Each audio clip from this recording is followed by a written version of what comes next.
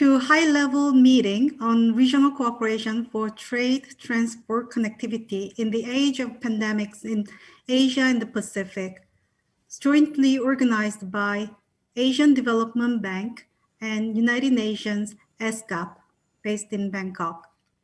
I would like to introduce our our distinguished speakers for opening remark. First, Dr. Armida Salcia Al-Jabana is the Undersecretary General of the United Nations, Executive Secretary of the United Nations Economic and Social Commission for Asia and the Pacific. Before joining ESCAP, Dr. Al-Jabana was Professor of Economics at Universitas Padjadjaran in Bandung, Indonesia, served as Director for the Center for Sustainable Development Goal Studies.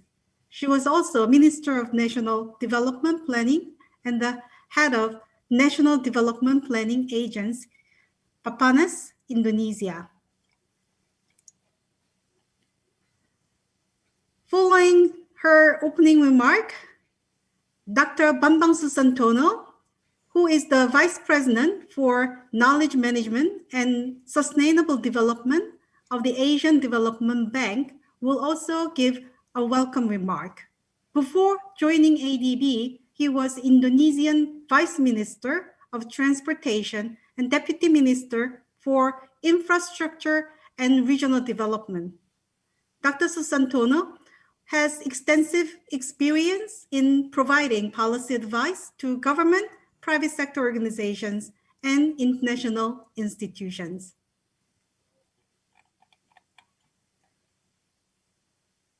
Dr. Aspana, floor is yours. Okay, thank you very much. A very good afternoon to all of you.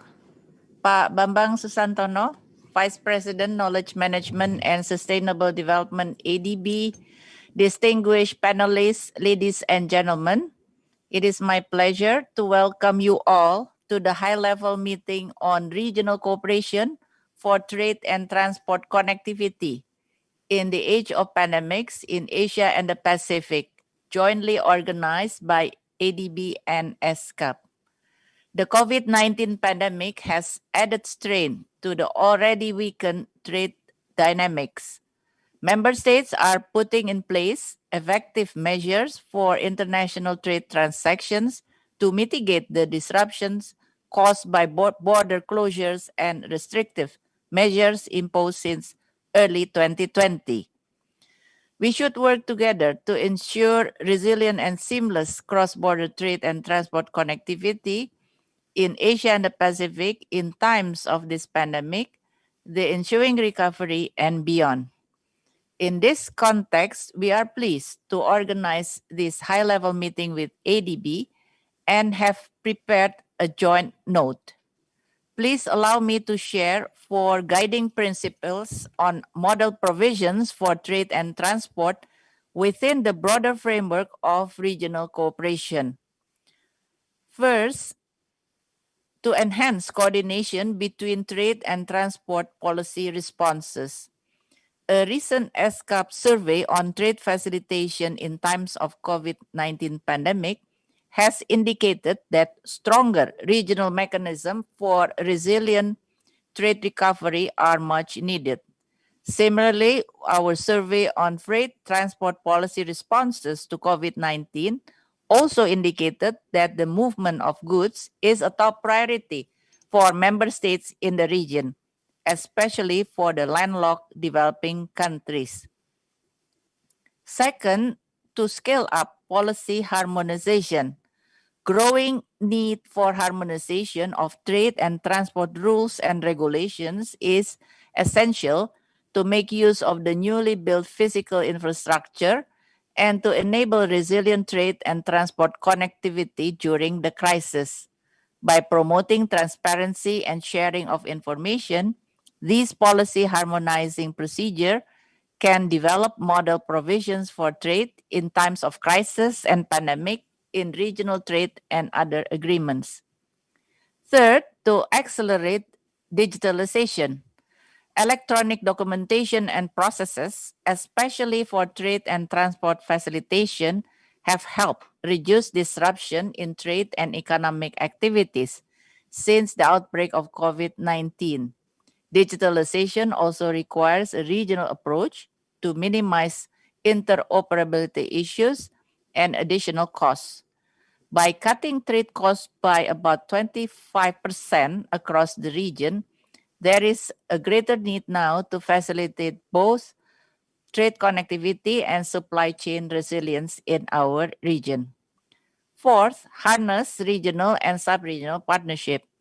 Member states, along with development partners, must work together to provide contactless, seamless, and collaborative solutions on transport, trade, and logistics operation in this age of pandemics. By promoting solutions oriented initiatives, member states should ensure timely application of the UN's conventions, standards, tools, and instruments for resilient trade and transport connectivity. Such initiatives may be applied at the sub regional level or among several countries that have reached common agreement. Ladies and gentlemen, ESCAP has been at the forefront of building regional platforms to meet the growing needs of member states to advance the 2030 Agenda for Sustainable Development. We are partnering with UNDESA, UNTAD, OECD, ESCAP Sustainable Development Network, the International Chamber of Commerce, just to name a few, to step up our support to member states on trade and transport connectivity related initiatives, especially in this time of the COVID-19 pandemic. Notably, ESCAP developed 8 transport facilitation models to enable seamless movement of international transport across borders and has also recommended implementation of specific sets of trade facilitation measures targeted at SMEs, women women traders or women entrepreneurs, and the agricultural sector as part of a joint effort with other UN regional commissions. The framework on facilitation of cross-border paperless trade in Asia and Pacific is another significant initiative since 2012 to pursue trade digitalization at the regional level. This UN treaty is now set to enter into force on 20 February 2021, so early next year, after the ratification of 2 countries, namely China and Bangladesh. In this regard, ESCAP and the World Custom Organization are supporting a task force to discuss technical details for the seamless exchange of electronic data and documents between China, Mongolia, Republic of Korea, and the Russian Federation. The Asian Highway Network is also embracing digitalization. ESCAP, in collaboration with countries and economies, are promoting smart connectivity along the Asian Highway Network in its future strategic development, as well as related regional cooperation and arrangements. Moreover, recognizing the importance of the international freight transport along the corridors of the Trans-Asian Railway Network, ESCAP is continuing to support and strengthen members' comparative advantages by developing and implementing smart railway solutions and deepening digitalization. Colleagues, ladies and gentlemen, I would like to take this opportunity once again to reiterate the importance of regional cooperation for the achievement of resilient and efficient trade and transport connectivity for building back better from the COVID-19 pandemic in our region. I wish you a very successful meeting. Thank you for your attention.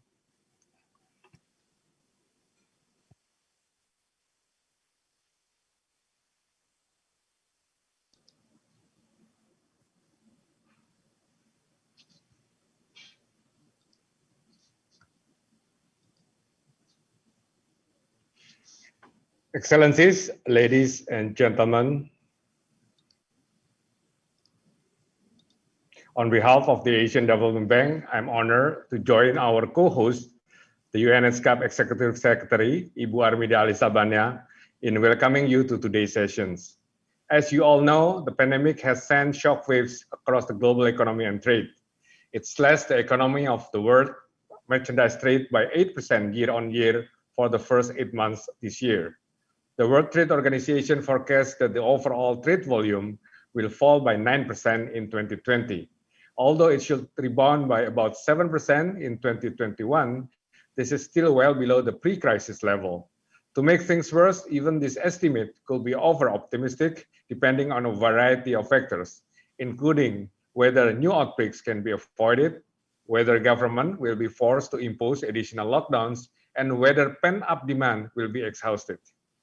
The pandemic exposed many weaknesses in transport and trade that I will touch on today. Among them is the region's high dependence on paper-based documentations in trade transactions. Asia and the Pacific has done well in facilitating general trade measures over the past decades. However, it has lacked on the digital trade facilitations. The pandemic has made clear that there remains gaps in automations of document clearance, sub-regional coordinations, and implementations of emergency protocols, nationally and regionally. The outbreak also created more barriers to accessing trade finance. This is a persistent obstacle for the small and medium enterprises in particular. COVID-19 had also a devastating impact across the transport sector. Travel restrictions in the outbreak continue in many places, although several corridors within hubs may open soon. Nonetheless, after tourism and hospitality, the transport sector was the hardest hit by the pandemic. An estimated 17% of households in our region depend on income from the transport industry.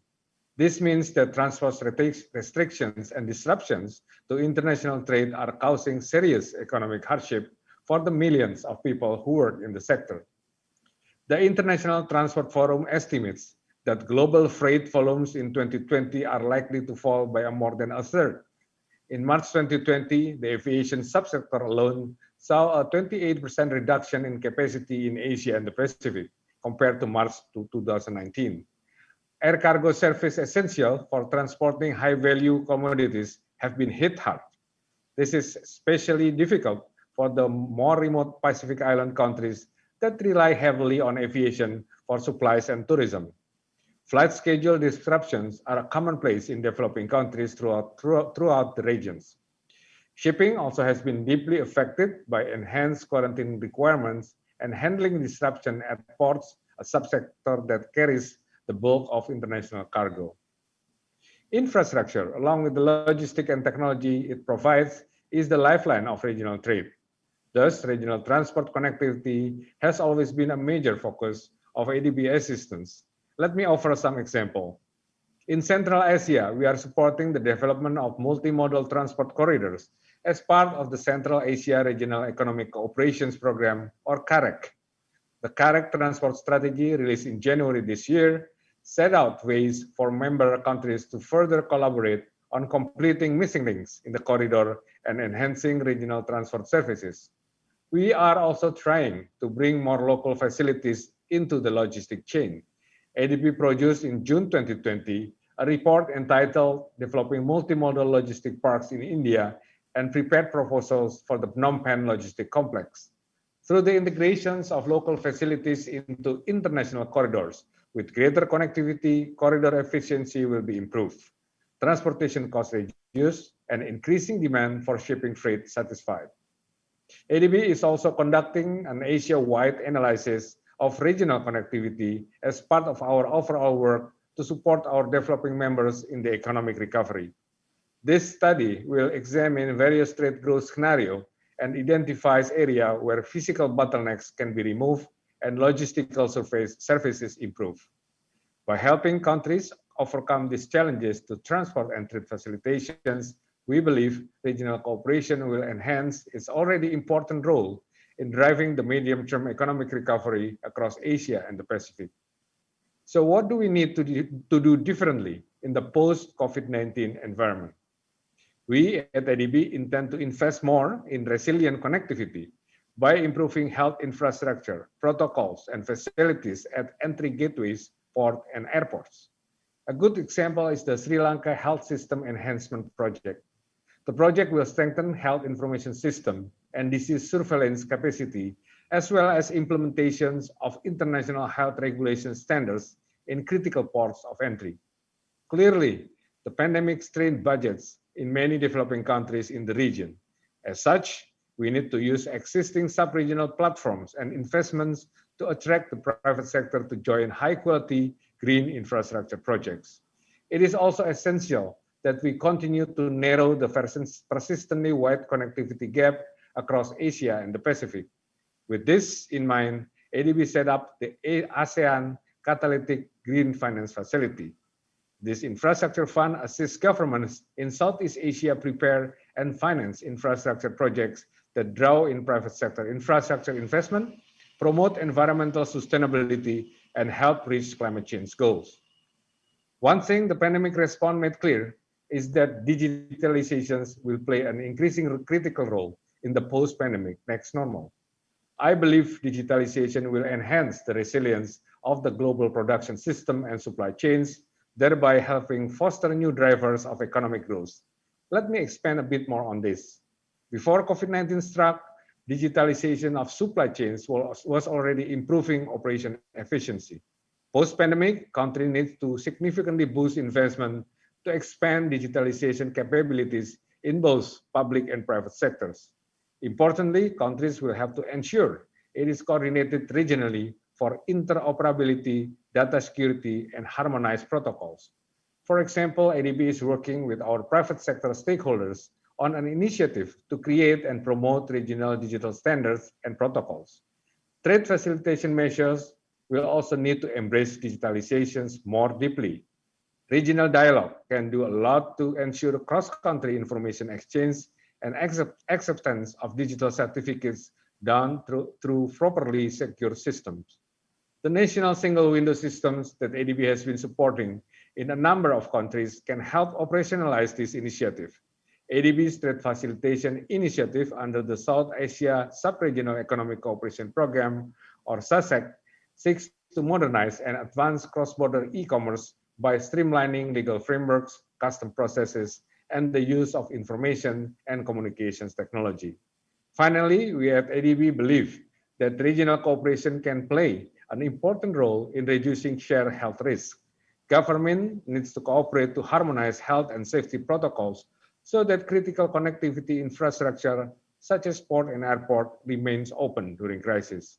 ADB is working through our regional programs of the Greater Mekong Subregions, CAREC, and SASEC to strengthen health system and institutional capacity to prevent, prepare for, and respond to regional health threats. Excellencies, ladies and gentlemen, the unprecedented health and economic crisis has heightened the urgency for facilitating trade and transport for sustainable development. There are many indications of how economies in Asia and the Pacific continue to work toward free trade and the multilateral trade system. The latest of such a collective effort was the signing of the Regional Comprehensive Economic Partnership Agreement by 15 economies on 15 November 2020. The agreement underscores the Asian and Pacific leaders' commitment to deepen regional cooperations and boost free trade for the greater prosperity of the regions. Please remember that with this pandemic, the very nature of what is being seen as critical issues in the Asia-Pacific region has changed fundamentally. The balance between public health and economic priorities at the national, regional, and even global level has suddenly become more challenging to reach. Through this dialogue, let us explore ways to bring to greater prosperity for the entire region, and I am looking forward to your insights and lively discussions today. Thank you very much.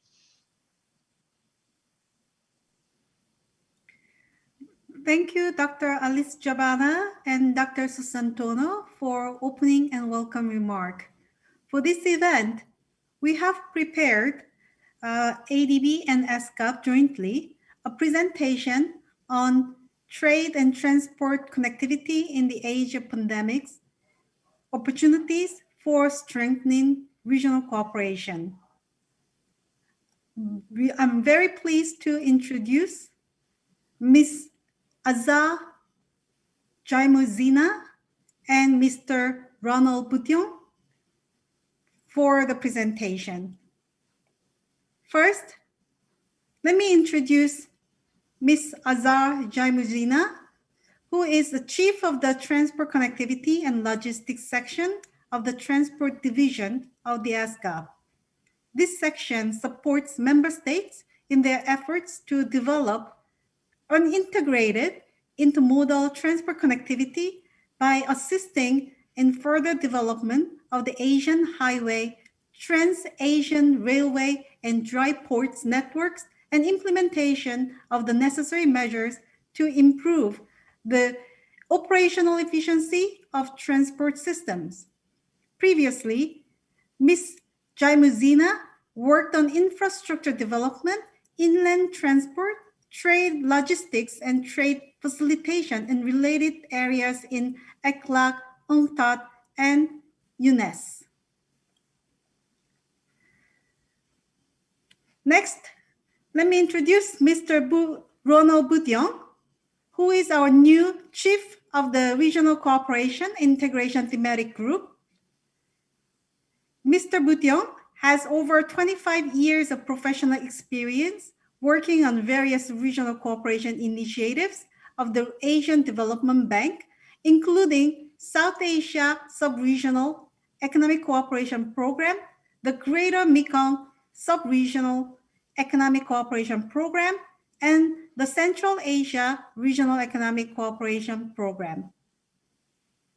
Without further ado, I'll now invite Ms. Jaimuzia and Mr. Bution for presentation. Thank you very much for the introduction and for easing the way into this more technical part of a high-level meeting. It's my pleasure to address all of you this afternoon from Bangkok, ESCAP. And as mentioned before, this is a joint presentation by ESCAP and ADB, which also has a great advantage and strength of bringing trade and transport perspective together, showing how we jointly learn from the crisis and how we are reacting together to build back better. As mentioned before, there is a more detailed joint issue note available on the website that I would all invite you to read. It goes into great level of details on the elements that we'll touch upon today.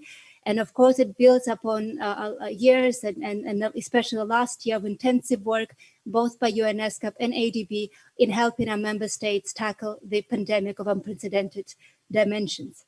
So our presentation will basically contain two parts. We will first share the current our insights on the current situation and the lessons learned, and some positive but also a bit of challenging elements that we could see already in the country's response in the regional cooperation so far.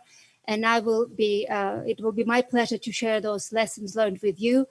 And as the second part of the presentation, I give the floor to my colleague from ADB, who will walk us through very concrete ways in which we can further strengthen the regional cooperation as we go further and as we intensify our work in support of member countries.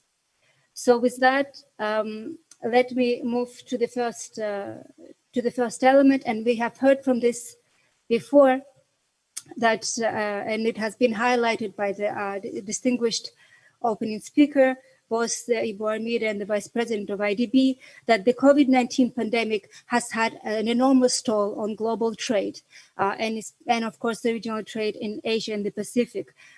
we see a great reduction in the growth of global trade in value and in volume. And as was already highlighted before, we will not see the same rate of growth in global trade as we had seen pre-COVID, and it will take us time to recover.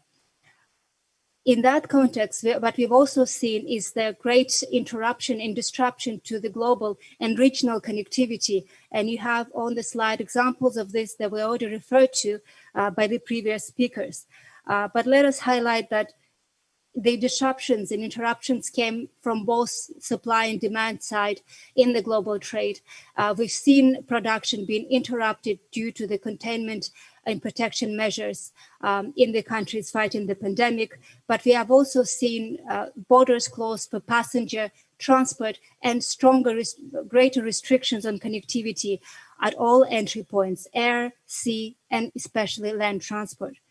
So this disruption of supply chain network, however temporary, were of a great scale, and this is something that will take us concerted effort to recover from. So, but in the midst of this crisis, and as we were handling the pandemic, we've seen a momentum for trade and transport connectivity, for trade and transport facilitation across the globe, and especially in Asia and the Pacific. As we all, and it has been highlighted before, there has been a great deal of work already done by many international regional organizations, best practices available, standards and instruments, including but not limited to those available from ESCAP and ADB. And what we've seen is a strong interest and demand for best practices and how do we carry out, how do we facilitate trade and transport in this challenging environment. And it's not an exaggeration to say that trade and transport connectivity has become a key aspect of countries' response to the pandemic. Preserving connectivity has been a highlight of many of pandemic responses, and we were happy to support those efforts by the member states. And by the same token, building back better also means that we need to go back. We do not go back to the business as usual. We need to build more resilient, more sustainable, more efficient global and regional supply chains. And there are many ways in which that has already started. The first area to highlight is the progress made in ensuring and enhancing the transparency, institutional coordination for trade and transport response to the disruptive events such as the COVID-19 pandemic. I'm sure all of you can remember a great deal of uncertainty and lack of information and concerns with the transparency as the countries were launching in the immediate response to the pandemic. Rather quickly, although perhaps we could still improve that in the future, there were efforts made globally, regionally, nationally in creating outreach portals and notification mechanism to relevant international organizations that are working on international and global trade. And we've seen this happening. We've seen that this information gradually became more available. The question is, has this been done enough? And do our traders have access to real-time, reliable information on what measures are being applied? We've seen that the countries have established a governing body for their COVID-19 response, a coordinating mechanisms, which is a very positive side. Again, our question mark is to what extent existing platforms were used in that work. We have a very good proven mechanism of national trade facilitation mechanisms and trade facilitation bodies that were proven to be very instrumental and could have been more engaged in the response. But overall, progress was made in transparency, institutional coordination. In the next element, we've seen great headway and unexpected and always wished for progress in simplification of custom procedures and expedited clearance. We will have with us later today a distinguished a colleague from World Customs Organization who can share more on this from his point of view. But it's not too much to say that expedited formalities for essential and global goods really have seen the light as we were moving forward. The third area where we saw great progress is digital trade and trade facilitation. And that has already been referred to by other speakers. I will not go into the details, and you have some information on the slide. Let me just echo what our Executive Secretary has said at the beginning. We've seen a great progress in our framework agreement on facilitating cross-border paperless trade in Asian Pacific. Countries have joined. The agreement is about to enter into force in February 2021, and this is certainly a great step forward for digital trade and paperless trade. By the same token, trade and transit facilitation has seen a lot of improvement in the record times.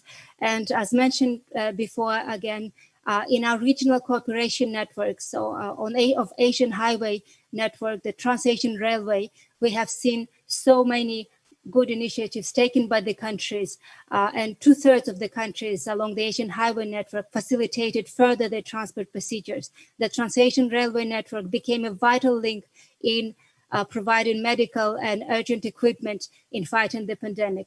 And more can be done. And when we speak of the second part of this presentation, we can see how we can take that even further. And in ESCAP, we have just had a committee on transport meeting where countries reaffirm the importance of sustainable connectivity and what we have just heard this morning from the ADB about their commitment to invest more in sustainable connectivity could not come at a better time. And finally, let me leave you with the element on business facilitation and trade. Finance that has already been highlighted, and certainly we've seen a great deal of vulnerability and precarity either revealed or further aggravated by the crisis, and supporting the small and medium enterprises, supporting the people on the ground, giving them recovery packages, financial support packages, and maintaining their access to finance will certainly be at the heart of our efforts in building back better. So, dear colleagues, ladies and gentlemen, this is where we are at now. This is what we have seen. A lot of progress we could observe in the last year.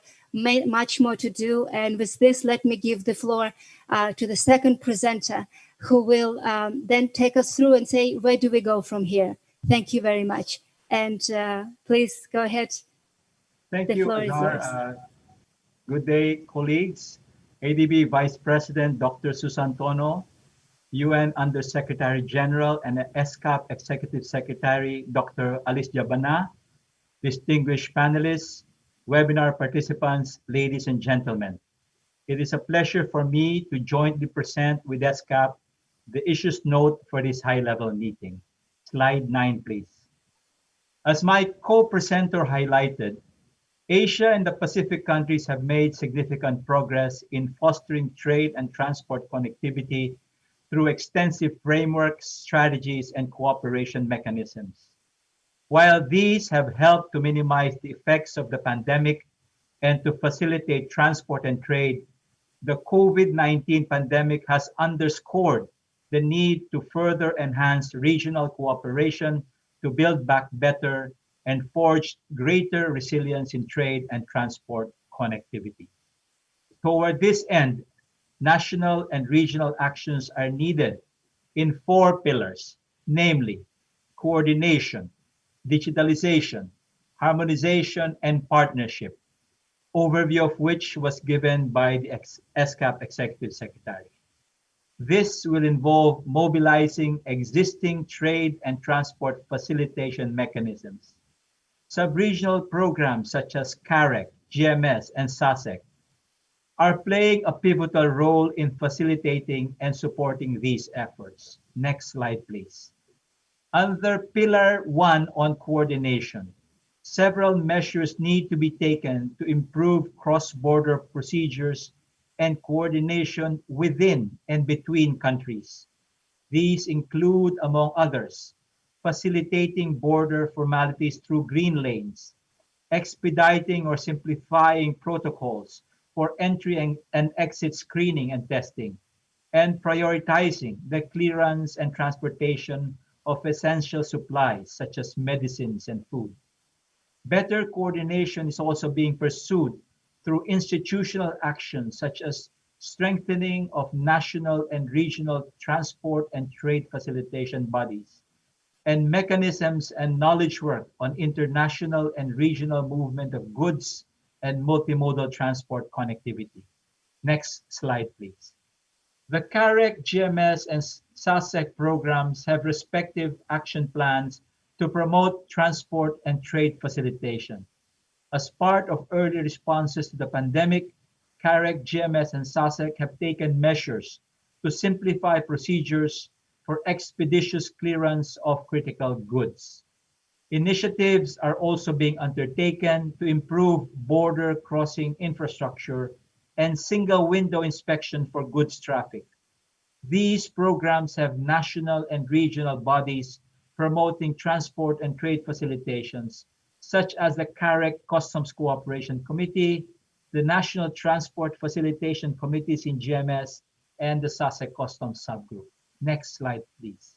The second pillar, digitalization, involves robust technical infrastructure and end-to-end digital processes, accelerating the use of ICT and paperless trade through national and regional single window programs, and electronic exchange of trade-related documents is highly recommended. The Framework Agreement on Facilitation of Cross-Border Paperless Trade in the Pacific, which we learned will enter into force next February, aims to accelerate the implementation of digital trade facilitation measures for trade and development. Regarding smart transport connectivity, the use of ICT has gained momentum in the work related to the Asian Highway as well as the Trans-Asian Railway Network, including electronic exchange of information. Likewise, sub-regional programs are promoting the use of ICT in their respective transport corridors. Next slide, please. In CAREC, an agreement is expected to be signed on implementing the CAREC Advanced Transit System, and preparations for pilot operation is underway. Under GMS, member countries are accelerating the implementation of GMS road transport permit, electronic customs clearance, and digital tracking through technologies, among others. The SASEC program is helping members implement an electronic cargo tracking system to facilitate cross-border and transit transport of goods. Next slide, please. Under Pillar 3 on harmonization, regional and global cooperation and harmonized multilateral measures can further strengthen crisis response capacities and enable resilient trade and transport connectivity. ESCAP, together with other related UN agencies, launched a policy hackathon in June 2020 for the development of provisions in existing regional trade agreements or economic partnerships to promote cooperation and predictability in times of future crises, as well as build resilience in the post-pandemic future. Next slide, please. Transport and trade facilitation agreements, including those related to accession to World Customs Organization and World Trade Organization trade facilitation agreements, are in varying stages of development under the three programs. In light of COVID-19, ADB will recommend the inclusion of provisions to improve resilience in their implementation. Next slide, please. Pillar 4 on partnership involves better engaging the private sector to respond to COVID-19. Private sector firms engage in trade and transport facilitation, such as business and trade chambers, transport associations, forwarder association, and customs broker, could play significant roles in enhancing information flows, developing and implementing business continuity plans, promoting transparency, and ensuring supply chain connectivity. They have supported smart solutions and digital platforms for public services. Clearly, building back better requires strengthened partnership between the public and private sectors. Next slide, please. Under CAREC, GMS, and SASEC, the private sector has not only been a clear beneficiary of measures, but also an active participant in carrying out these trade and transport facilitation measures.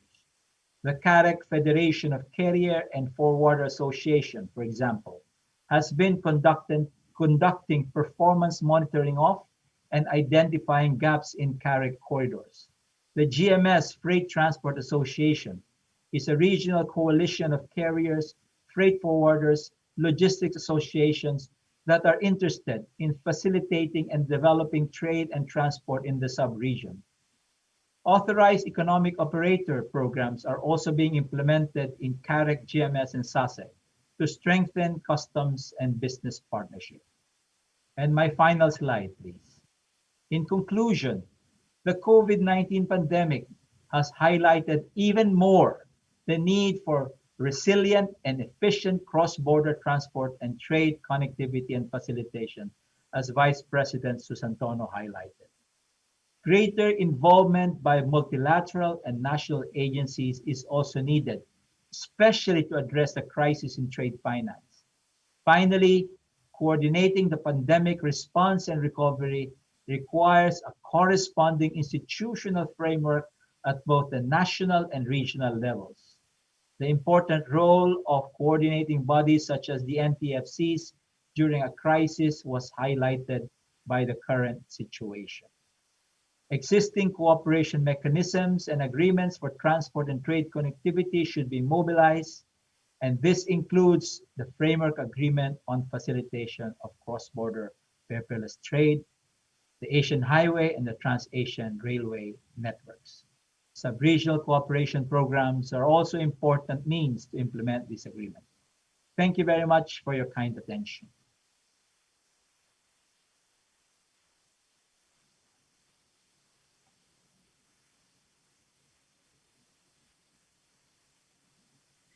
Thank you, Rani. And thank you, Azar, for an excellent presentation of the overview of the issues and challenges in trade and transport connectivity, as well as how the regional efforts can help. Let me now turn to the second part of our event, which will be followed by the panel discussion. Let me introduce the moderator for the panel, Dr. Joseph Cvigelich. Joe Cvigelich is the Deputy Chief Economist of the Asian Development Bank. In his capacity, he supports the Chief Economist to set research directions for the Economic Research and Regional Cooperation Department, and also brief the ADB board and management on emerging economic issues. Joe, the floor is yours and the panel. Thank you very much, Senyung, and thank you to the organizers for inviting me to chair today's panel. I'd like to start by introducing our panelists. First up is Mr. Tipu Munshi, is Minister for Ministry of Commerce in Bangladesh. He's also a member of Parliament. Previously, he was elected member of Parliament for many terms, and as an established businessman, Mr. Tipu Munshi served as chairman of Bangladesh Garment Manufacturers and Exports Association, and as chairman of the Joint Forum of the Garment Owners. Mr. Munshi, welcome. Next up, we have Mr. Jasurbek Choryev, a Deputy Minister of Transport of Uzbekistan. Mr. Choryev has been Deputy Minister of Transport since April of this year. Before, he was head of the Department of Air Transport Development of the Ministry of Transport of Uzbekistan. Mr. Choryev, welcome. Thank you. And we have Dr. Kunio Mukiria. He's the Secretary General of the World Customs Organization. He provides leadership and executive management of the global customs community's priorities, including developing global customs instruments, standards, and tools, securing and facilitating global trade, protecting revenue collections, building customs business partnerships, and delivering capacity building in support of customs reform and modernization. Dr. Mukiria, welcome. Next, we have Ms. Sabrina Varman is the Aid for Trade, Trade and Development Advisor, Department of Foreign Affairs and Trade, Australia. Ms. Varma has over 20 years of experience working on trade and development issues. Her areas of expertise include trade and services, trade facilitation, trade and agriculture, gender and trade, aid for trade program project design, and coherence between trade policy and aid for trade. Ms. Varma, welcome. And next we have Mr. Norbert Kuhnhoven as the IBM EU Customs Lead and Tradeslands Authorities Leader. In his current role is focused on the implementation of the Tradeslands platform, which is specialized in the role of customs organizations and authorities related to Tradeslands. The other part of his focus is on customs projects and European Union. And so let me begin our panel discussion with a sort of a broad question, and then we'll get a bit deeper into some of the issues. As we've seen from the introduction as well as the presentation, it's clear that the pandemic has underscored the importance of seamless and resilient trade and transport connectivity. So how can regional transport and trade facilitation initiatives support the smooth flow of goods and services while also containing the spread of disease, both during the current pandemic as well as in its aftermath? And if I may begin with the Honorable Minister, Mr. Munshi, the floor is yours.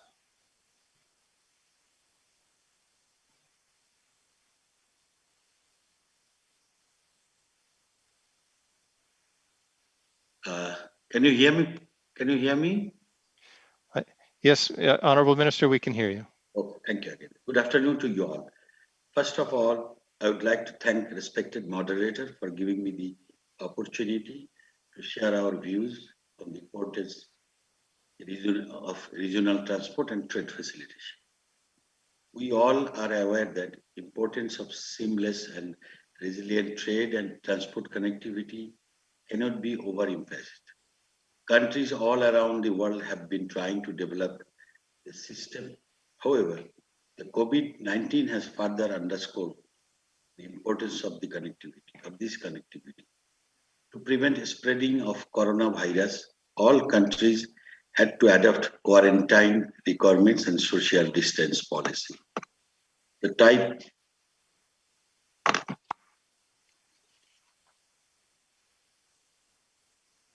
required to be supplemented by trade facilitation measures in order to ensure availability of essential goods during the implementation of this policy.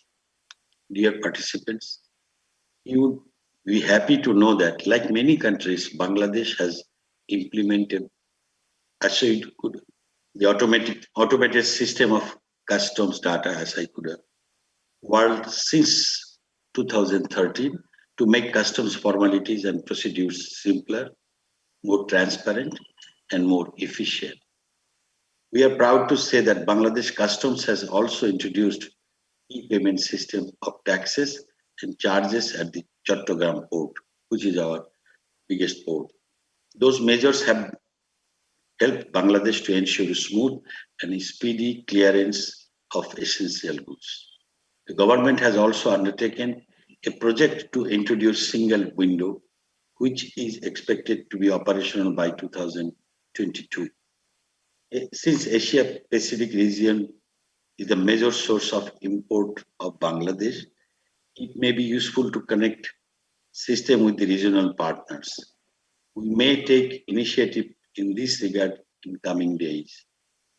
Regarding transport connectivity, we may take initiative to develop approach roads to land port and develop logistics service for seamless movement of cargo. This will require regional initiative, and we hope to work together to pursue these issues. Thank you all. Thank you very much, Honorable Minister. I'd like to now turn to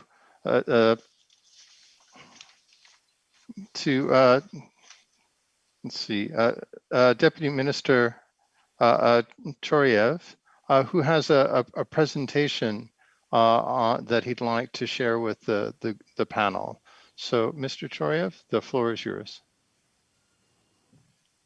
Thank you very much.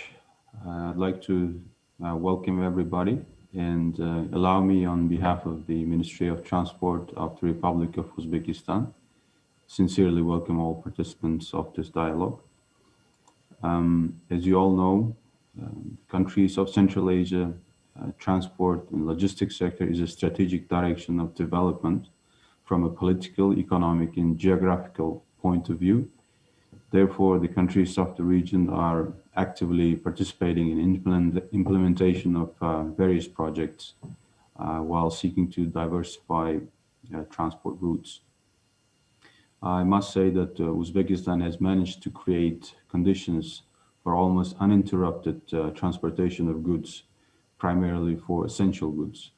Over the last 9 months, total volume of cargo transportation in Uzbekistan increased by 6% compared to the same period last year. Of course, the COVID-19 pandemic has highlighted the vulnerability of the regional transportation system for smooth movement of cargo. Global and regional quarantine restrictions have led to the temporary closure of transport corridors used to transport goods. For that, we had to work on contingent plans for quick and efficient solutions, and we believe that this task should not end and it should be well prepared ahead for the future. The most important subject today is to ensure reliable operation of transport systems during the COVID-19 pandemic, and our common goal is to remove consistent restrictions in the field of transport, which plays a key role to the efficient transport system. In this regard, we have to pay great attention to the development of effective strategies and solutions, as well as during the COVID-19 pandemic, that will optimize transport costs in the implementation of international cargo transportation by improving the quality, safety, and speed of the freight and passenger traffic, as well as developing infrastructure in introducing modern technologies. Next slide, please. One of the promising solutions is the initiative proposed by the President of the Republic of Uzbekistan during his address at the 75th session of the UN General Assembly on the creation of Regional Center for Development of Transport and Communications under the auspices of United Nations. This center will facilitate coordinated implementation of important projects aimed at increasing the efficiency of the transport and logistics potential and dealing with systematic problems that impede the further expansion of regional and international cargo transportation. In turn, will provide accelerated growth rate and improved welfare of the region. Ultimately, the role of the Central Asian countries as a key transport and transit hub will increase and make it possible to become the most important component in the formation of freight flows along the north-south and west-east transport and transit corridors. The practical development of the concept of the regional center, as I mentioned earlier, is currently being carried out by the experts of the heads of specialized departments in the Ministry of Investment and Foreign Trade, as well as Ministry of Transport of Uzbekistan. It's planned that funds from international and regional financial solutions will be attracted to finance the center's activities, and leadership will include ministers of the transport participation countries. I think should be the next slide as well. Also, we believe that locating this regional center is important to be on the territory of Republic of Uzbekistan due to following reasons. Uzbekistan has a common borders with all 5 countries of Central Asia. It has availability and direct access with all Central Asian countries and others. It is geographically located in a right place. We also propose that Navai dry port would be the potential or ideal area which has proper infrastructure sufficient for the development with the infrastructure of warehouse, connection of the railway lines, cargo flights, etc. Railways and roads are also part of the Trans-Asia corridors, providing a link between Central Asia and Europe through the Caucasus. So for those reasons, we believe that this center should be established in Uzbekistan territory. It's also worth noting that the countries in the region are members of the United Nations Economic and Social Commission for South Asia and Pacific, ESCAP. In this regard, it's important for us to hear opinion of those present regarding establishment of the regional center, maintaining extensive work on the creation of the center, which has a potential role in improving the economic component of the states. For better preparation of the concept of regional center, we would highly appreciate to get your thoughts and concerns about location, about additional aims of the center, maybe suggestions about funding and other valuable proposals. We hope that the concept will be implemented on the basis of regulation of the center activities developed and agreed by the secretariats of the World Bank, IFC, ESCAP, UNIC, and ABRD and other IFOs, as well as leading member countries of the structures in the states of sub-region of the Central Asia and Caucasus. In the conclusion, I'd like to mention that Regional Center for the Development of Transport and Communication Interconnectivity under the UN's auspices may become a key generator of maximizing economic and financial returns, attracting foreign direct investments in the sector of export-oriented industries, accelerating trade and improving quality and efficiency of logistics in Central Asia. Thank you very much for your attention. Back to you. Thank you very much, Deputy Minister. Turning back to the general question of how can regional transport and trade facilitation initiatives support the smooth flow of goods and services while containing the spread of disease during and after the pandemic. And I now turn to Dr. Kunio Mukuria of the World Customs Organization for his thoughts on that question. Dr. Mukuria. Thank you for giving me the floor. Well, to support the implementation of WCO standards and initiatives, it is indispensable to enhance regional cooperation and regional initiatives. So I very much appreciate this forum. Well, to keep transport, trade and transport connectivity in the time of crisis, what can we do? And first, we think that the transparency and predictability is very important, especially for business. And custom is an important link in the supply chain. Therefore, immediately we created a repository of 150 members to share their practice and best practices. And this sharing of information is the best way to enhance trade and transport connectivity. And also, I created a dialogue forum with a private sector consultative group to see what is happening on the ground, what is the problem for the private sector in the spirit of custom business cooperation, custom business partnership. And then I found several overreaching areas. I mentioned only three. One is the need for coordinated border management, because I see often the lack of coordination at borders, and that means interagency cooperation at the national, regional, and international level is very important. Therefore, I started to have dialogue with other international organizations and issued several joint initiatives in issuing a joint statement, joint letters to facilitate the coordinated border management on the regional and national level. And in this connection, Asia Pacific has a good initiative.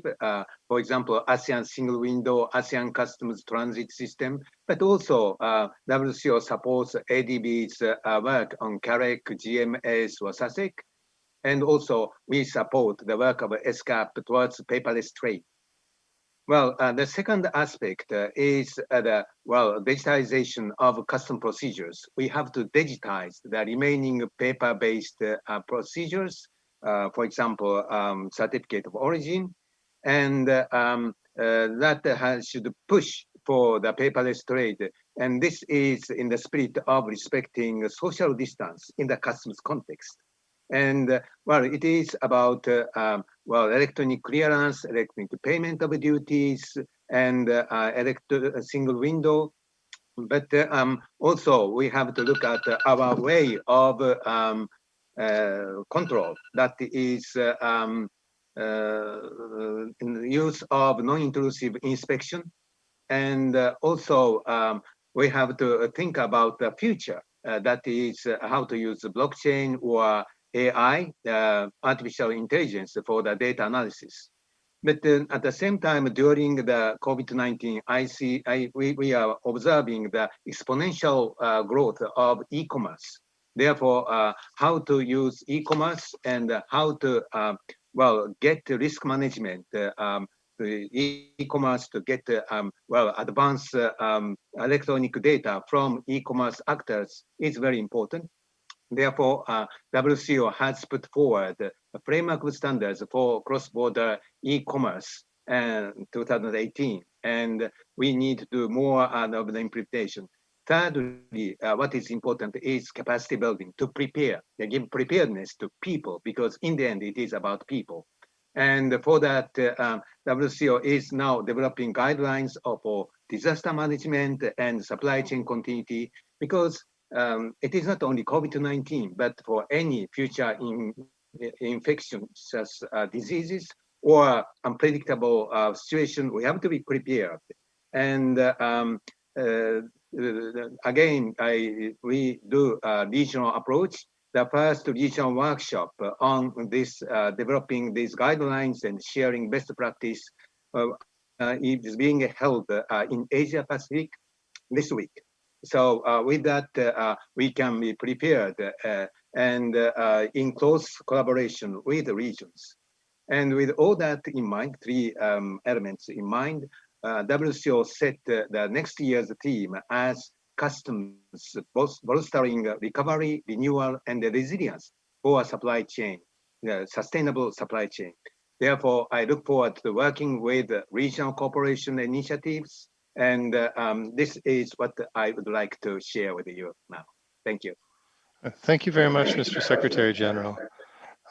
Continuing on with the general opening question, I'd like to turn now to Norbert Kornhoven, Worldwide Authorities Leader, TradeLens, IBM. Mr. Kornhoven, you have the floor. Thank you very much, and thank you very much, ADB and ESCAP for having TradeLens on the meeting. Coming from a worldwide data sharing platform, it will be logically that that's very important in our view. The core thing about logistics is that when in practical situation, a truck arrives at the border to pick up a container, he wants to know when it arrives, he knows what's inside, he wants to know who is involved and where to pick it up. And not only the truck driver wants to know, customs want to know, the border authority. So it is a lot about transparency. It's about data sharing. So first of all, everybody working digital. That's key. Companies, organizations, governments, that's one. Second, being connected, connecting them in an easy way, low threshold. So not big investments to connect to a data sharing environment, but a simple API or a simple mobile phone connection should suffice. There's a lot to be connected to. At this moment, we see, fortunately, and they were already mentioned before, single windows, port community systems, global data sharing platforms like TradeLens. I think there's a lot to be improved there. You see now what I call national mobility platforms, national logistic platforms popping up, like an extended port community system. I think these are very important, and connecting them through a worldwide data sharing platform with each other can give a regional transparency. So connecting. Third one, if we connect, we need to speak the same language, digital. That means we need the same understanding of what data we're talking about. The WCO data model is a very good example of that. It's also about messages. So what type of messages do we use? A bill of lading, how does it look? What's in it, that everybody has the same understanding of the data.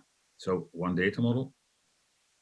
And the last thing is reward and simplify, or simplify and reward. So what I mean with that is that we should use the governmental power, if you like, to reward those who connect and are transparent, giving them fast lanes, allowing them simplified procedures that will stimulate the use of digital tools that are available, and that will be a driver, an engine, if you like, behind global digitization.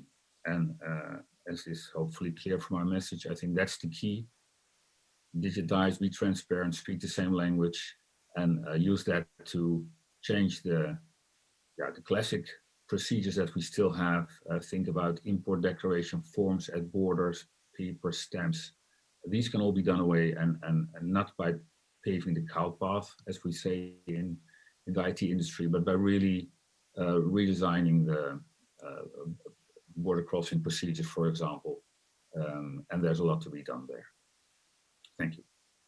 Okay, thank you very much for those insights. I'd like to now turn to Ms. Sabrina Varma, Aid for Trade, Trade and Development Advisor with DFAT. Ms. Varma, the floor is yours. Thank you, and a very good evening to you all from Canberra. I want to first thank ADB and ESCAP for organising this very timely and important discussion, and for inviting Australia to participate among these distinguished panellists. I would also like to thank ADB and ESCAP for the very useful paper and presentation to help inform our discussions today.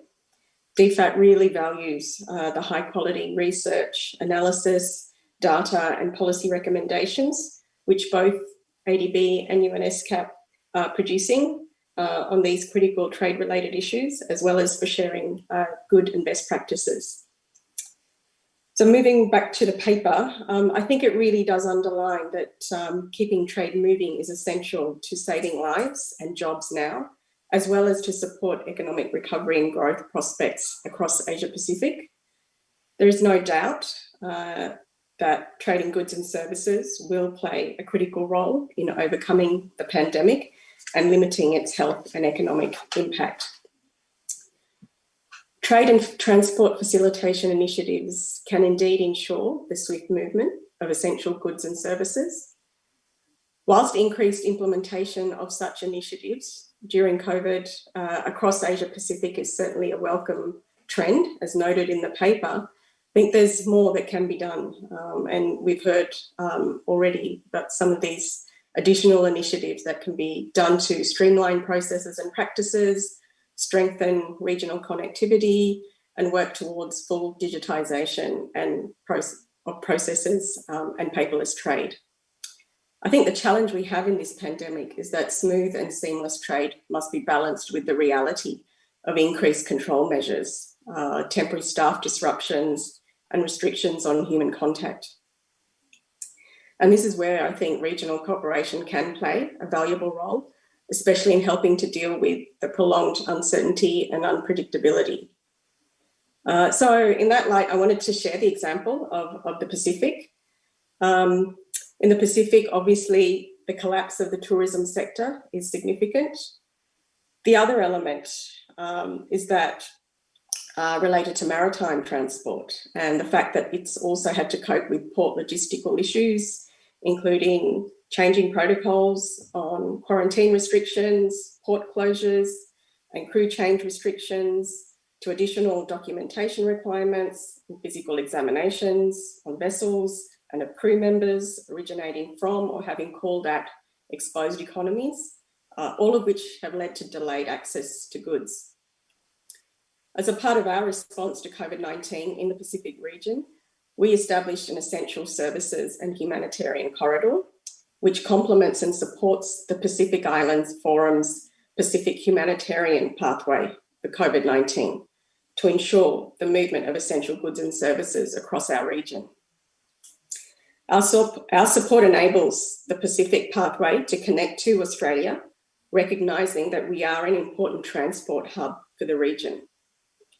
The pathway and the corridor are engaging transport services differently in delivering humanitarian goods and services.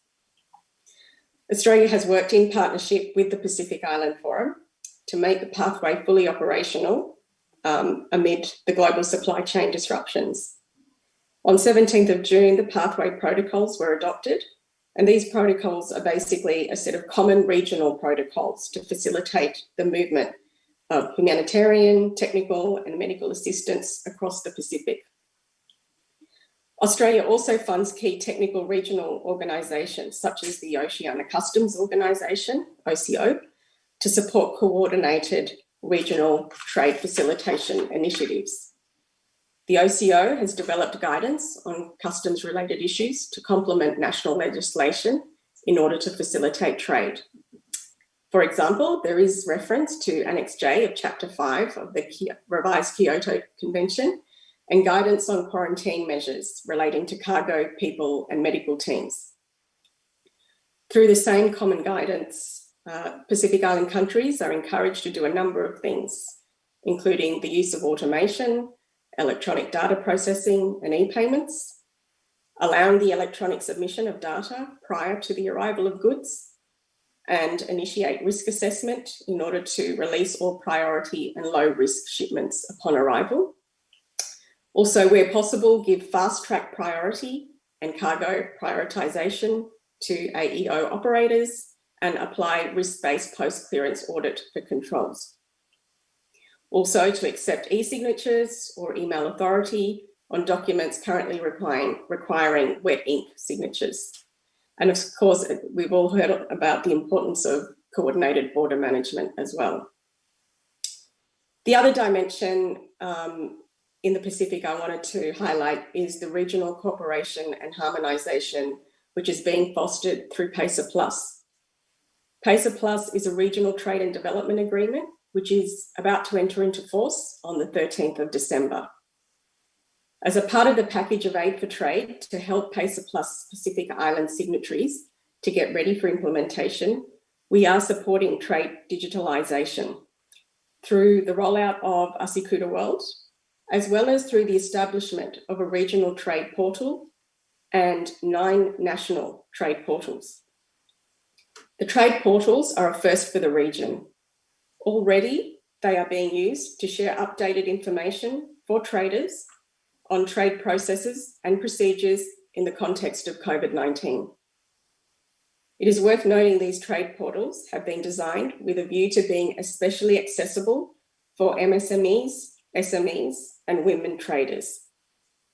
The trade portals have huge potential to serve as an important regional mechanism for enhanced cooperation, transparency, and to facilitate trade going forward, including from an inclusive trade perspective. Thank you.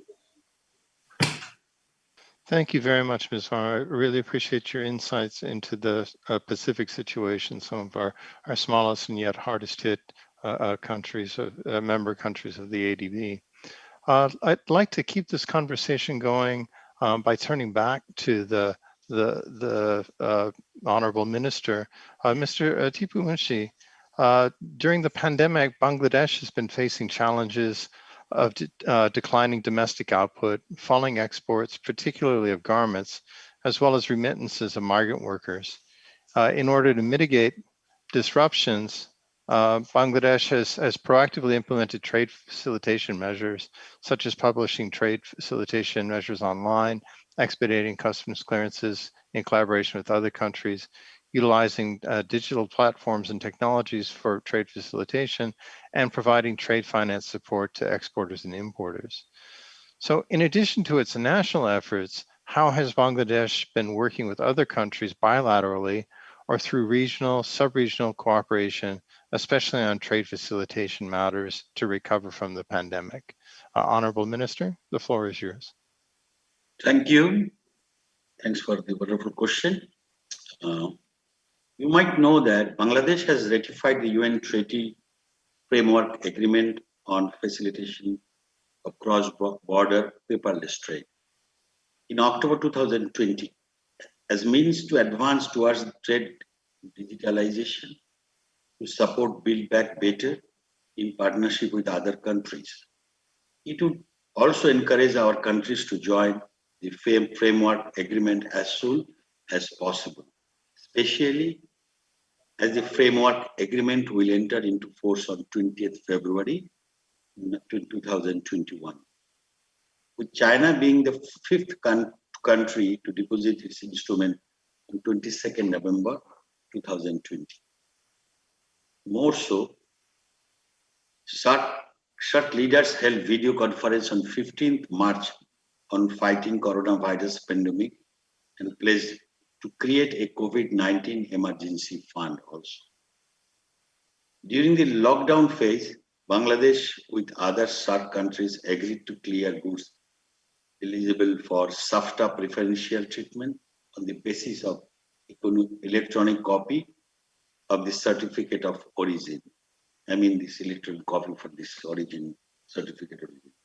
We welcome all initiatives through bilateral, regional, sub-regional cooperations to recover from the pandemic. Thank you all once again. Thank you, Honorable Minister. Turning now to Deputy Minister of Transport, Mr. Choriev. Implementing transport measures has been particularly challenging in landlocked economies in Central and West Asia. So during the pandemic, we've seen a lot of new initiatives for more facilitated and digitalized transport operations in all of the Central Asian countries and in Uzbekistan in particular. So my question to you is, what aspects of transport facilitation have been particularly difficult to address? And have the CARIC corridors been helpful in addressing these challenges? Mr. Deputy Minister, the floor is yours. Thank you for your question. In regards to Uzbekistan, Uzbekistan I should say that has introduced appropriate restrictive measures that do not impede the implementation or the path of international cargo on its territory. And what we did was we have provided easy access and provided tests for presence of coronavirus infection. And we have eased the corridors which were still working during the pandemic. We also note that the need for joint efforts and focus on involving emerging problematic issues such as further prevention of cargo idleness at the borders, the presence of various weight and dimensional standards, the limited operating time of checkpoints involved in the transit traffic, the need for improved border crossing procedures are important as well. In addition, it's important that during this period of establishing air communication between countries, we have to create the favorable conditions for air carriers at the preliminarily organized stage by stage civilized to central cities. Despite the situation with the virus, it's important for us to learn how to work and live in the new realities. The Trans-Caucasus corridors played a positive role and no difficulties were observed. If we talk about the SAARC corridors in general, rail transport was carried out without interruption, and main delays were observed in road transport, since each state introduced restrictive measures such as passing tests at the border, disinfecting vehicles, special suits, and more. And we had to find other means to cooperate in this regard. And the main task was to improve the conditions of and implementation of road transport furthermore. And I think I answered your question. Thank you very much, Mr. Deputy Minister. Let me turn now to the Secretary General of the World Customs Organization. So the pandemic caused severe disruptions to trade, logistics, and supply chains. World Customs Organization has an important role in prescribing measures to its member customs administrations to support national efforts to ensure safe and continued flows of critical goods, either medical supplies or food, in dealing with emergencies. So my question to you, sir, is what are the measures that the World Customs Organization introduced or suggested to facilitate the flow of goods during the times of emergency? And to what extent have these been implemented by customs administrations during the current pandemic? Mr. Secretary General, the floor is yours. Thank you for your question. As you've said, the WCO has a number of instruments and tools in facilitating the cross-border movement of relief goods and relief personnel and their possessions under the time of emergency. And they are incorporated in the Revised Code Convention and the Convention of Temporary Admission and their related tools. What is important is that the WCO adopted in 2011 the resolution on the role of customs in natural disaster relief, anticipating this natural disaster happens in cooperation with the UN Office for the Humanitarian Affairs and the Red Cross. As mentioned by Ms. Sabina Varna, that it should be implemented even in small island economies. So the WCO has launched its initiative of the small island economies to cover, including Pacific Islands, to make sure that the WCO instrument is available for those countries. Well, under the COVID-19, we quickly developed and published a new guidance material, the harmonized system classification reference for the relevant medical and medical supplies and the list of priority medicines that we developed in close consultation with the WHO. And they assisted customs and economic operators in classifying related medicines and medical supplies to ensure that these essential goods are cleared through borders as swiftly as possible. But then I heard from our members and the private sector that WCO, can you identify what are the essential goods beyond medicines and medical supplies? And each region has different essential goods requirement. For example, if I talk to Gulf countries, they say that the chemicals to transform seawater into the drinkable, that chemical substance is the essential goods, which is not necessarily the case for all members. Therefore, we developed a guidance on how to establish and utilize essential goods list during a disaster to address the lack of an international recognized definition of essential goods. And in terms of implementation, which is important, as I explained, we established a repository of our members. And from what I see from that repository, most of our members implemented the measures as prescribed by the WCO instrument and tools, because it is about to accelerate their ongoing customs reform and modernization procedures. So they are happy to abide by those prescriptions. And now we are with the news, recent news of the availability of vaccine. And so the WCO is now developing new guidelines how to facilitate the movement of vaccines and other situationally critical medicines. And I hope that this will support our members and the business and the community in general. Thank you.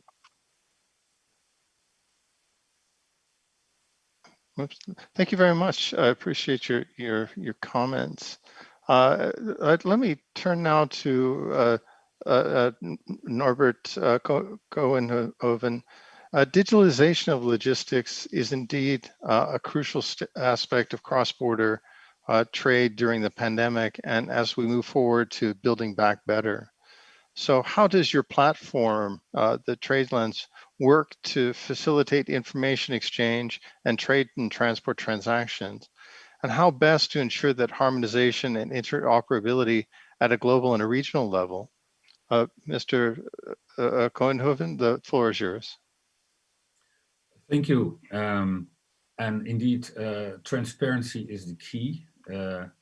So what TradeLens does, basically it creates, it's building a worldwide, industry-wide platform for sea containers. It collects data about any container voyage. So it's like an electronic pouch where we have events about the location, where is the container, what's inside, what's the content, is it a vaccine or critical goods or something else, who's involved, and also documents and messages around the container. We put that all in a blockchain platform, and that can include certificates, certificates of health, certificates of origin, bills of lading. So that's basically what it is, and it's supported by about half, I would say, of the ocean industry. So the main ocean carriers support this, Maersk, CMA, MSC. So it's about half of the world's containers today are monitored in that system, in that platform. 600 ports are connected, so it's pretty massive. What we try to build that, of course, to make that even bigger. The land side, the trucks, the hauliers, the river barges, that is also connected. So it's a multimodal flow connecting the data of a voyage end to end. So from the moment it's empty picked up, the container is tracked on the truck to the port, on the terminal. Terminals are connected on the ship to the other side of the ocean, maybe a transshipment, then a truck picking it up, maybe it goes on a train. And all those transport providers provide gate in, gate out, arrived, I've seen it, I've delivered it. So that creates a lot of transparency. And for governments, so the border crossing governments, they can use that to early know when things will arrive. They can do upstream risk assessments, upstream validation, so that when a container arrives, there's no need for further ado. It can move fast towards where it's supposed to be. All the formalities or the payments are done before or after the border crossing. And that's the objective. Now, to make it easy to connect, we have simple APIs. So it should be low threshold, as I earlier explained. Harmonization, what language do you speak? The data model, WCO data model. But there's still a lot to harmonize, forms, documents, certificates. So there is an organization, DCSA, a bit comparable to IATA in the air, which tries to agree on worldwide standards for that. And then connecting to as much other platforms as we can. So we try to connect to port community systems, single windows, so that we are kind of the worldwide connector where a local or country port community system can see when the ship has departed from the other side of the ocean. And they have their own national or local port community system. So the platform is trying to be a connector, and specific things we saw in the pandemic. That was, let's say, an Indian example where the bill of lading is a blocking document, a lot of paper used, stamps.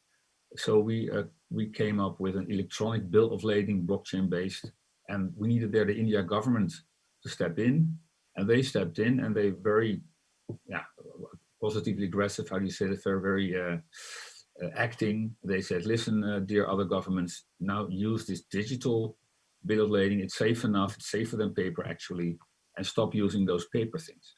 And that's the type of things that are needed. Governments have to step in. This is a private sector platform, perfectly fit for public sector organizations to use it.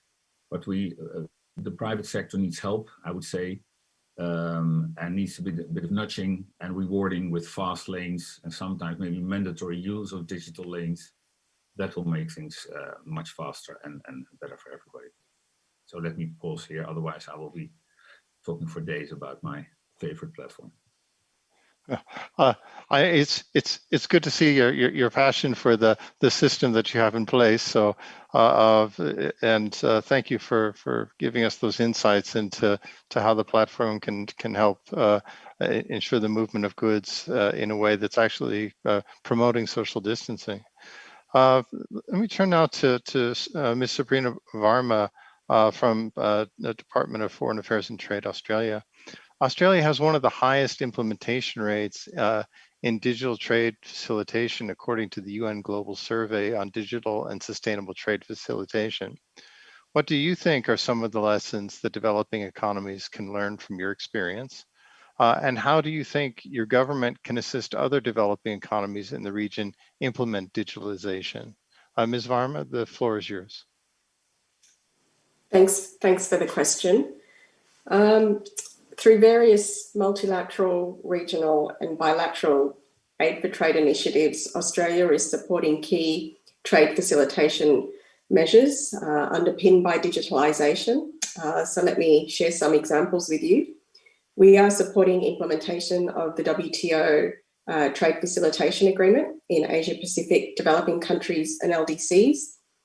The trade facilitation measures that countries have already agreed to implement can help, and implementing these measures has become even more relevant and important now. Implementing reforms in the WTO Trade Facilitation Agreement context can help governments do three things. First, ensure all formalities are transparent and accessible to all traders, especially MSMEs and other groups such as women traders. Second, they can expedite standard formalities to leave room for necessary additional COVID-19 related controls and measures. And third, they can digitise all processes as much as their infrastructure allows to speed up processing and reduce the need for physical contact between border agencies and traders. In the Pacific, I already mentioned that as a part of our assistance under PACER Plus, we are funding the rollout of Asikuda World and related capacity building. This will enable a number of other related useful initiatives to build from, including electronic single window.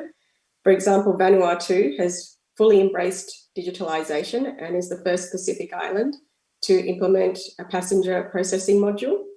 It's the first to have a direct online payment between a bank and customs in the region. It's the first to have a single window system, and it's the first to automate biosecurity border control processing through Asikuda. We're also addressing broader enabling environment issues such as ICT infrastructure and capacity building activities in relation to e-payments and skills development. In fact, there is a dedicated DFAT e-commerce aid for trade fund focusing on capacity building activities in Southeast Asia and the Pacific in particular. Finally, we're also intensifying our efforts to support electronic biosecurity certification in the Pacific, given the importance of agricultural trade in the region. I'll leave it there. Thanks. We actually have a question here from the floor that's very much related to what you were saying about digital customs facilitation will probably become more important in the age of COVID. How can we support developing economies, especially the least developed countries, to build a proper infrastructure? I think your experience in the Pacific probably speaks to that well. So what would you say are some of the priority areas when you're trying to introduce more digitalization to lesser developed countries that should be thought about from the governments there and for agencies like the ADB?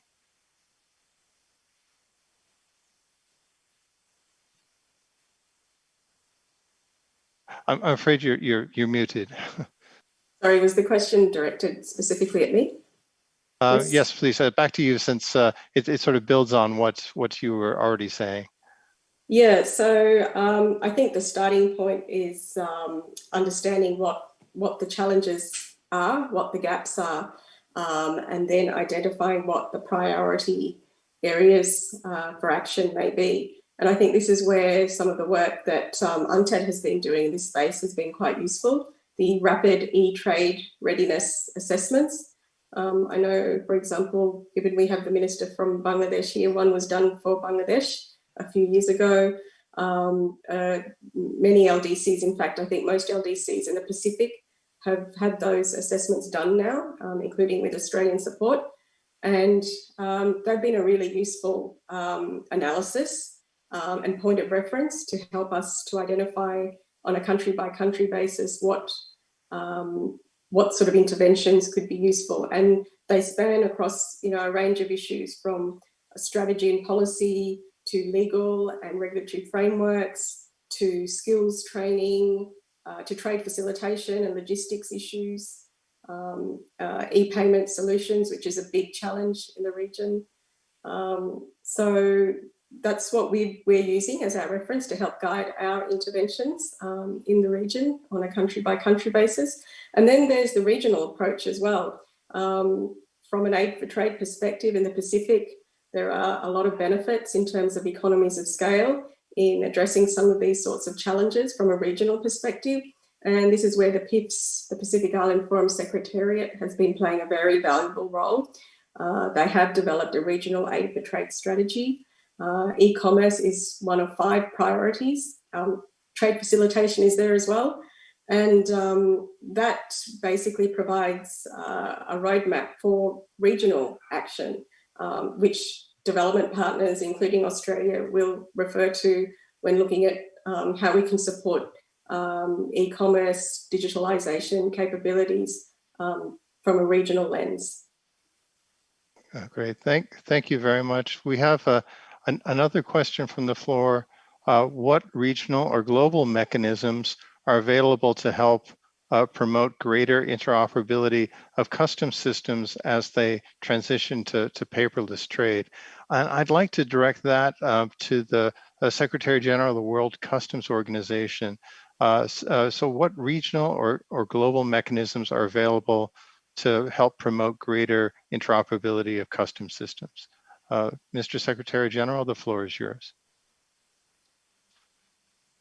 Thank you very much for this question. Yes, actually, this is what we have been pursuing, and especially we develop many global standards to ensure connectivity, but it should be implemented at national and especially regional level for interconnectivity or interoperability. And for that purpose, quite often it's about the exchange of data.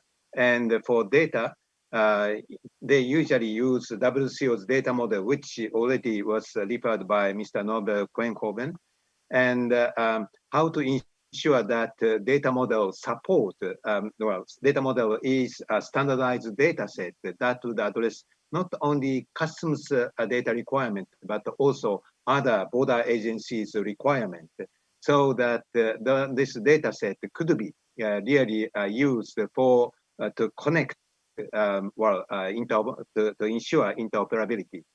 And for that, WCO has taken a new initiative that probably we need to review the policy to ensure that the data model could be used more freely by private sector, international organization, but especially at the regional level.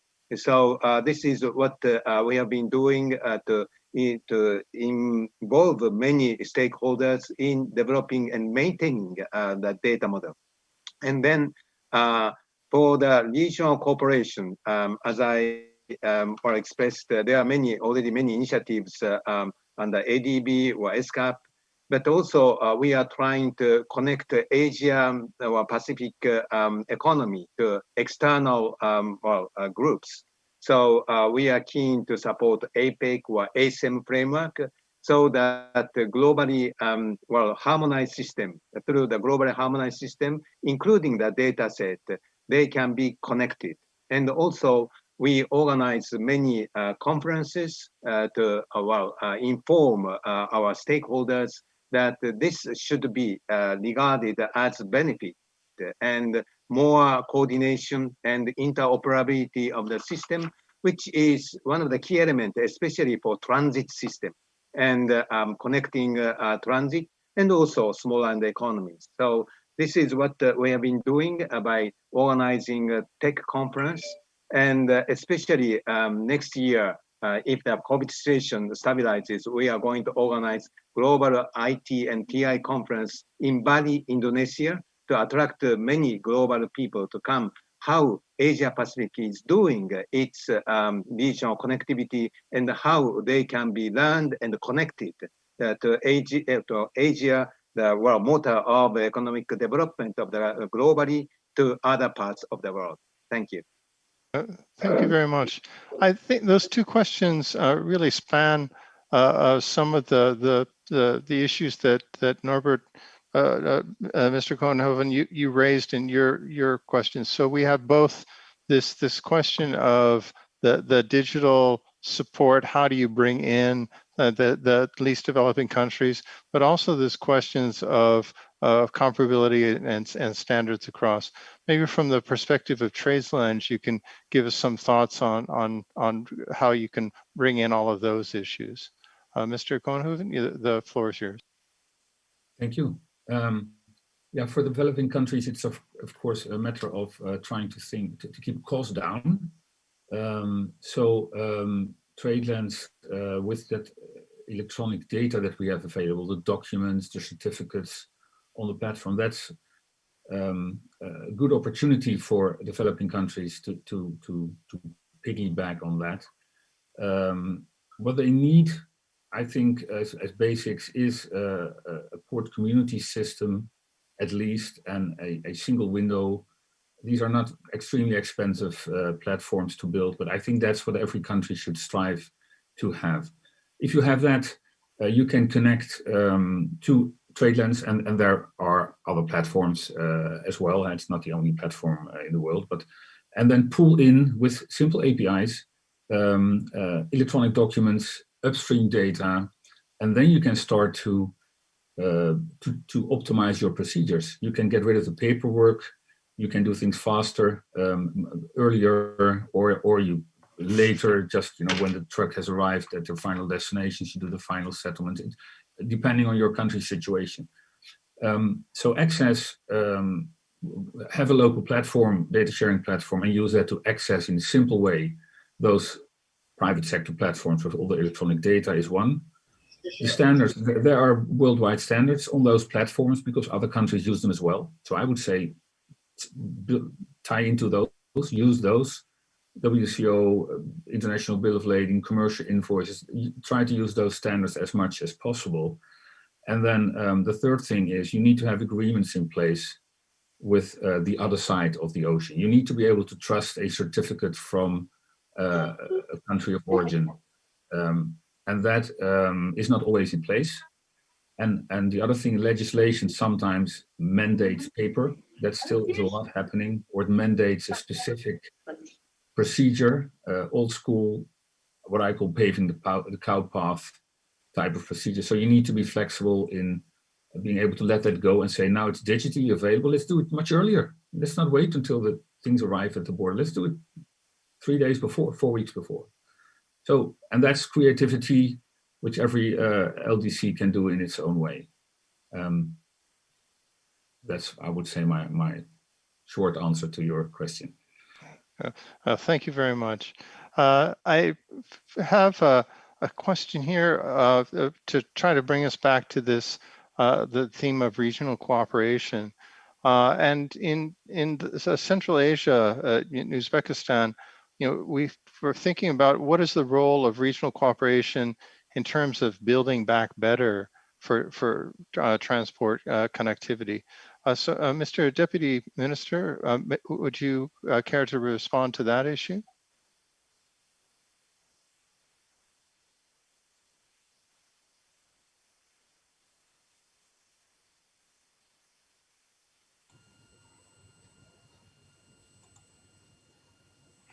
Yes, and this is just to repeat what is the role of regional cooperation in building back better in transport connectivity? Thank you. Thank you for the question. I think everybody understands and knows that regional cooperation plays a vital role, and without the cooperation, we cannot achieve better connectivity, or we cannot use our transit potential, or we may not open routes for the trade that everybody is aiming at. We are convinced that in order to recreate the firm transport connectivity, countries should take a comprehensive approach to this task and work together to create an accelerated and at the same time safe route for the transport and of passengers and goods. It's important for us to learn how to live in this difficult period. And again, I'd like to mention that the implementation of passenger transportation plays a big role in facilitating a private sector. Cooperation within the framework of international organizations and programs in the field of transport is a positive effect on this, and acting as a platform for discussing existing problems and further funding solutions within the international organizations. Countries can receive positive recommendations and further consider their implementation. We also sure that it's important to take into account the opinion of society in difficult times, and it's vital for us to support the private sector and work with the private sector, learn their difficulties, and then create and learn those challenges as well, provide solutions based on those feedbacks and comments that come from the private sector as well. So it's overall, we must cooperate in all levels, as well as with the private sector, in government level, as well as within these programs. Thank you. Thank you, Mr. Deputy Minister. We have a question here from the board. What would be the role of trade and transport facilitation once the COVID-19 vaccines are available? Very hot topic here.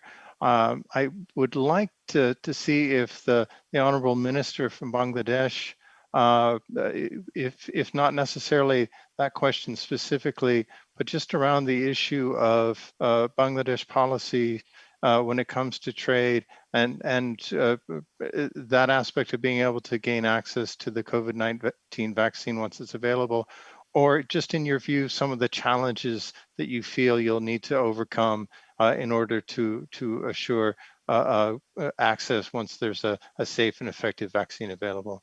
Honorable Minister, if you could touch on these issues, please. Thank you. Thanks for your question. Really, I'm honored to mention some initiative taken by government of Bangladesh to stimulate economic activities and export to address slowdown of economic activities, which are supporting the industry to back to normal situation. Besides that, you asked for this vaccination question also, how we are planning to help these things. Well, government has taken a decision, and they are organized from the 1st of January, next year. We are organizing, country has organized some agreement with some countries to bring import the vaccine for the country. And hopefully initially for the first consignment, I think 5 million people will be starting to give vaccine. So that is the step taken by the government, and gradually we'll address all the population, our people. They will have vaccine facilities. Maybe it will take quite a long time, maybe 1 year, but government is in a process to organize the vaccine for the people of the country. Besides that, some other steps taken by the government to address the economical thing and all, how to revive. So the National Board of Revenue, Revenue has allowed duty and tax-free import of all sorts of protective devices and medical supplies to combat coronavirus since March 2020. Secondly, Bangladesh Bank has allowed import of industrial machinery, raw materials, essential commodities, especially medical supplies, on deferred payment basis. Thirdly, the government suspended interest payment by the borrowers to the commercial bank and allocated fund for the banks for non-receipt of interest.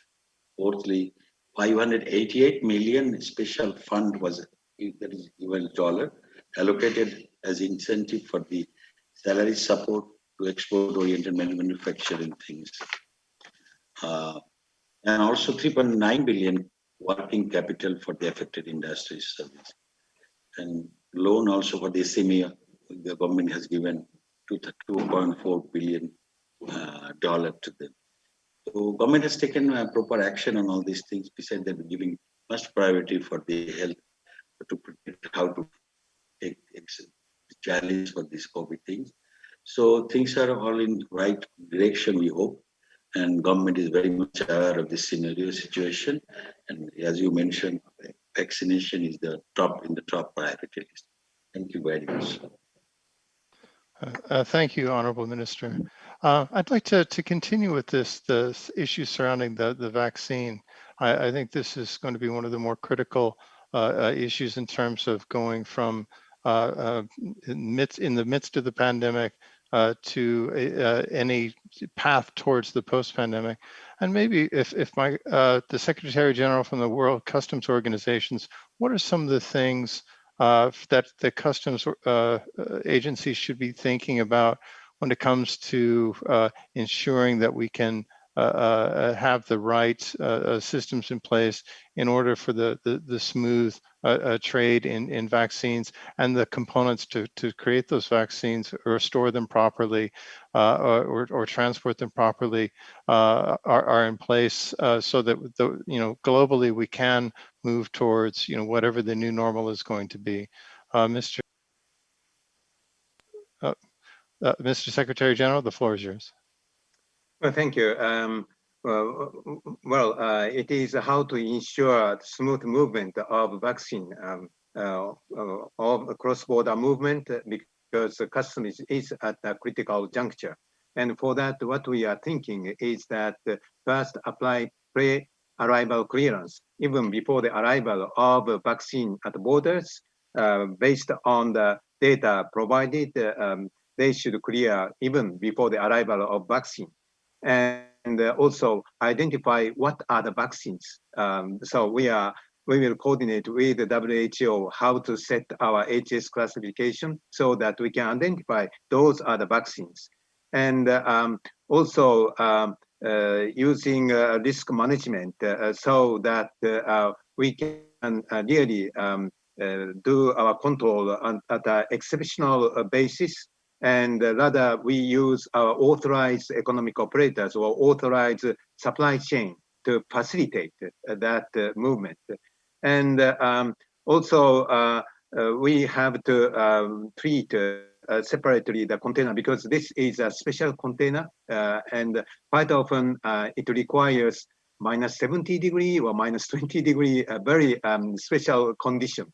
And how to use that container and its devices, data logger, etc., attached to container separately so that we can use those containers is important.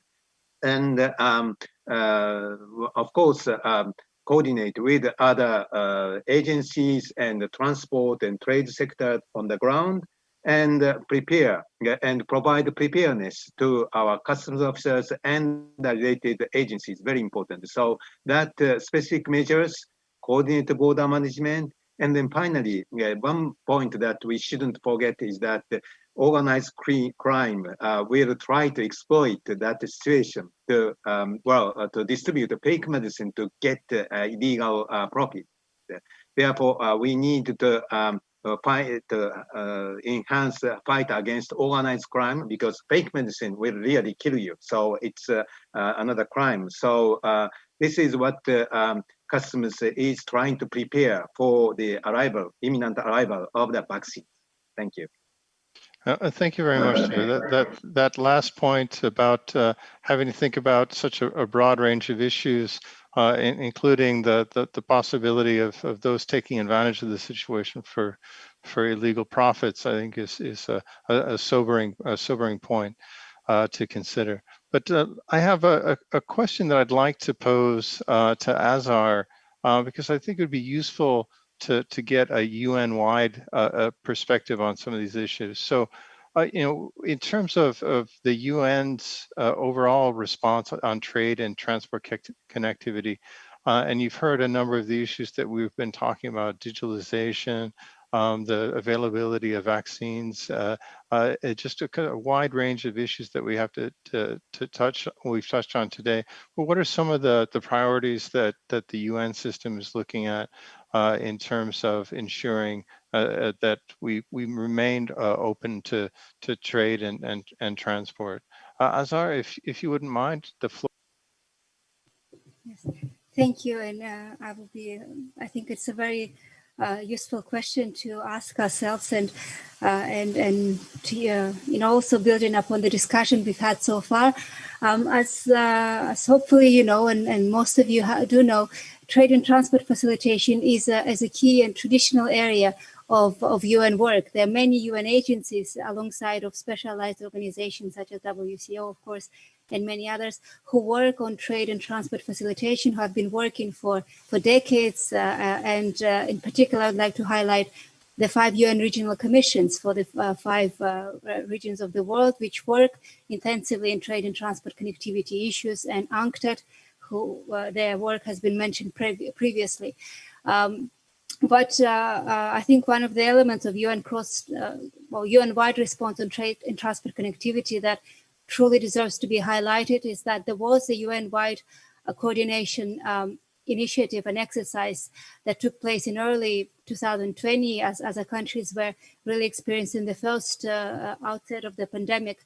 And through a very special rapid response UN capacity building project, the 6 UN agencies, 5 regional commissions, and UNCTAD have come together as part of a joint project on preserving trade and transport connectivity in the times of COVID.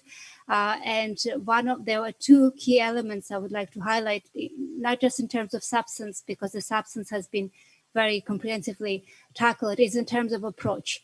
The first one is that we knew that all the UN agencies involved, ESCAP is one of the co-leading agencies of this exercise.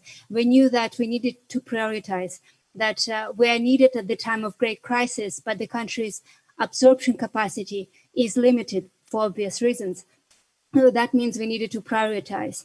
So this project identified the already existing contactless and seamless solutions available from the UN, but also a wider range of organizations work in that area.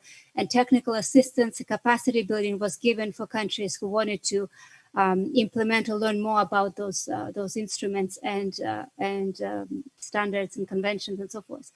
And we've seen results of this work with countries really joining the UN instruments, the using instruments on the ground to facilitate trade and transport. So first was prioritize, help countries identify what already exists that could streamline their cross-border procedure. And the second was really collaboration. We needed to bring the critical mass together. Of course, so much needed to be done, but if we didn't want the efforts to be dispersed in such a difficult environment, so the 6 agencies have really worked together on collaborative solutions and engaging and in learning from each other.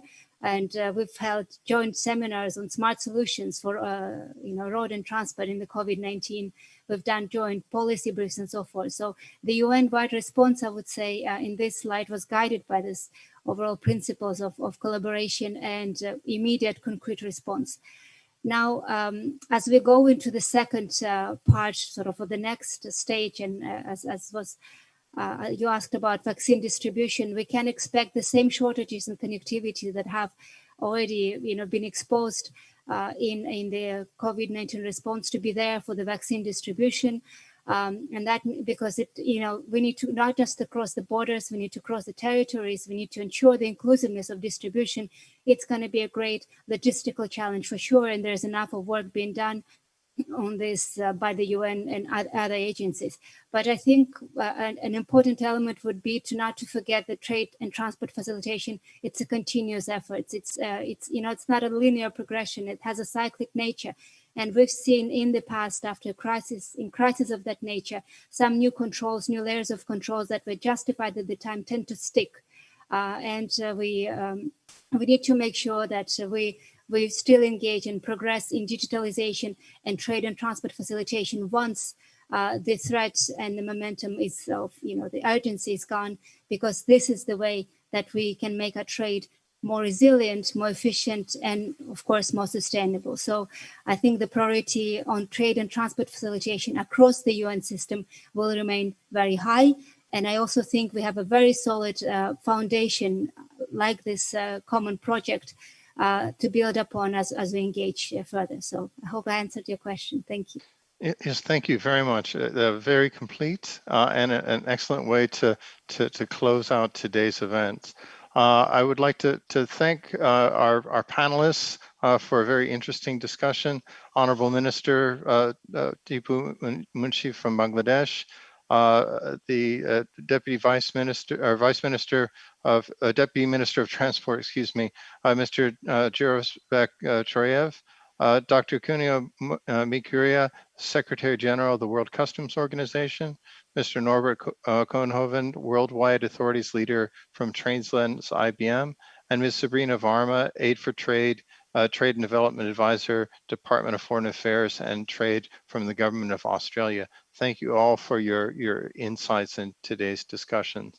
I would also like to thank our two presenters for this joint ADB ESCAP work, Azar and my colleague Ronnie. Thank you very much for setting the stage for this interesting discussion, and to my colleague Sinyung Park for her moderation of today's event. And finally, let me close by thanking the Undersecretary General of the United Nations and Executive Secretary of ESCAP, as well as ADB Vice President for Knowledge Management and Sustainable Development, for providing the overall leadership for today's event. I'm Joseph Eglich. I'm the Deputy Chief Economist with the Asian Development Bank. From my colleagues at ADB and my colleagues at ESCAP, I want to thank you all for your participation today. Please stay safe and have a wonderful day wherever you are. Thank you. Thank you.